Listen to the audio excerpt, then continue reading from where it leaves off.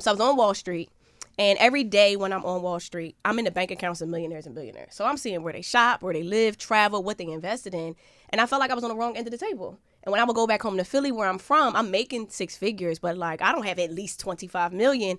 And I just felt like for something we're using every day of our life, why is it not taught in our school system? Why did I have to go to Howard, work on Wall Street to really understand how to buy a stock, you know? And so I always wanted to be a teacher though. I actually, nobody knows Me that, too. but I felt like I had to chase the money. I was chasing the money. I was chasing the reputation, everything. And so I decided to leave because I wanted to build something that targeted the 99% that Wall Street often overlooks. Now, this was back in 2013. So entrepreneurship was not sexy. Instagram just started to kind of get people started to post pictures and things like that. But I felt like something inside of me was like, you are that girl.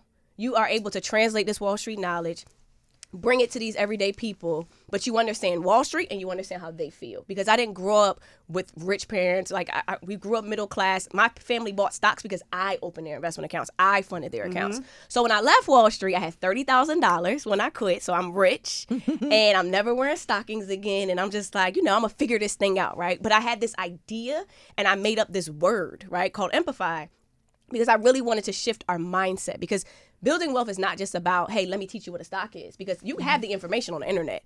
When you lack empowerment and you speak into people and not at people, you can start to change the way they think. And so when we think about Empify, it's the word empower. We're going to empower you to say, hey, if you want to start with $5, we're going to build wealth with $5. We're going to $5 our way till we get to $1 million.